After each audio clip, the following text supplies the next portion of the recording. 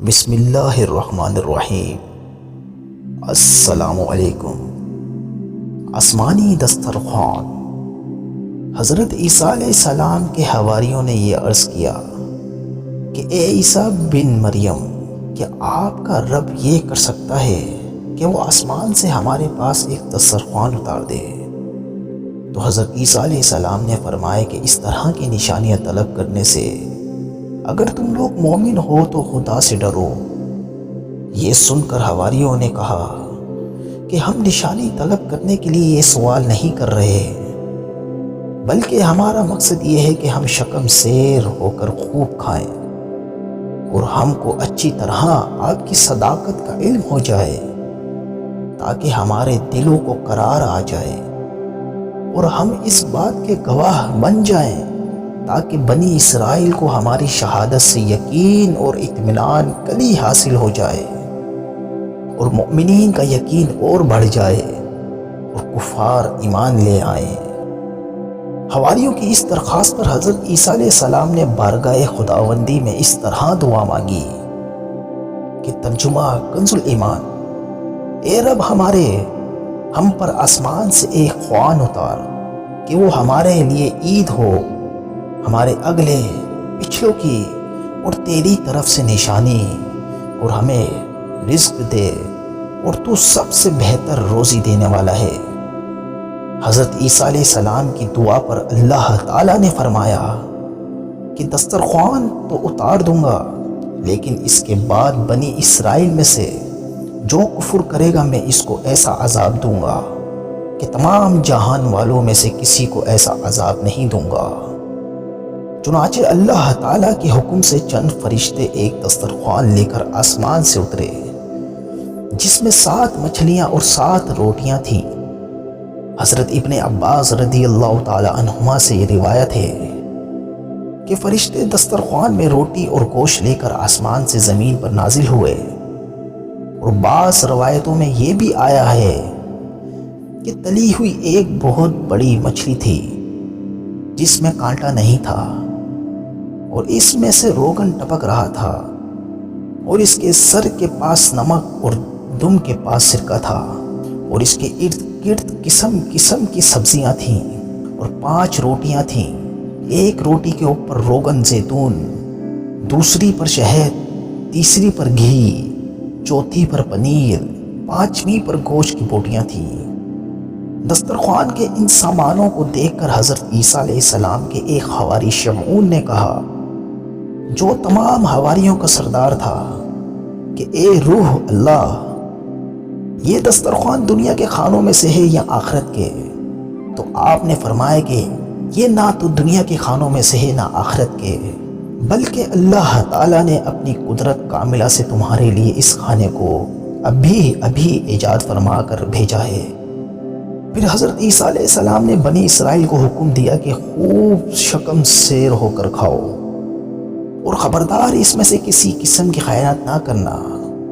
اور کل کے لیے ذخیرہ بنا کر نہ رکھنا۔ مگر بنی اسرائیل نے اس میں خیانت بھی کر ڈالی اور کل کے لیے ذخیرہ بنا کر بھی رکھ لیا۔ اس نافرمانی کی وجہ سے اللہ تعالیٰ کا ان لوگوں پر یہ عذاب آیا کہ یہ لوگ رات کو سوئے تو اچھے خاصے تھے، مگر صبح کو اٹھے تو مسخ ہو کر کچھ خنزیر اور کچھ بندر بن گئے۔ پھر حضرت عیسیٰ علیہ السلام نے ان لوگوں کی موت کے لیے دعا مانگی تو تیسرے دن یہ لوگ مر کر دنیا سے نیست و نابود ہو گئے، اور کسی کو یہ بھی معلوم نہ ہوا کہ ان کی لاشوں کو زمین نکل گئی یا اللہ نے ان کو کیا کر دیا۔ اللہ تعالیٰ نے اس عجیب اور عظیم الشان واقعہ کا تذکرہ قرآن مجید کی سورہ مائدہ میں فرمایا ہے، اور اسی واقعے کی وجہ سے اس سورت کا نام مائدہ رکھا گیا۔ مائدہ دسترخوان کو کہتے ہیں۔ ترجمہ کنز الایمان: عیسیٰ بن مریم نے عرض کی، اے اللہ، اے رب ہمارے، ہم پر آسمان سے ایک خوان اتار کہ وہ ہمارے لیے عید ہو، ہمارے اگلے پچھلوں کی اور تیری طرف سے نشانی، اور ہمیں رزق دے، اور تو سب سے بہتر روزی دینے والا ہے۔ اللہ نے فرمایا کہ میں اسے تم پر اتارتا ہوں، پھر اب جو تم میں کفر کرے گا تو بے شک میں اسے وہ عذاب دوں گا کہ سارے جہان میں کسی پر نہ کروں گا۔ کہ ناظرین اکرام، اس واقعے سے ہمیں بہت سی عبرتیں اور نصیحتیں ملتی ہیں، جن میں سے یہ دو سبق تو بہت ہی واضح ہیں۔ نمبر 1، حضرات انبیاء علیہ السلام کی مخالفت اور نافرمانی کتنا خوفناک جرم ہے۔ دیکھ لو کہ بنی اسرائیل نے جب اپنے نبی علیہ السلام کی مخالفت نافرمانی کرتے ہوئے آسمانی دسترخوان میں خیانت کی اور کل کے لیے ذخیرہ بنا کر رکھ لیا، تو عذاب الہی نے ان کو خنزیر، بندر بنا کر دنیا سے اس طرح نیست و نابود کر دیا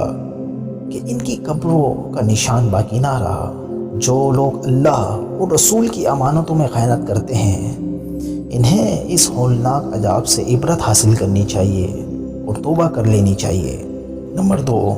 حضرت عیسیٰ علیہ السلام کی دعا میں یہ جملہ کہ جس دن دسترخوان نازل ہوگا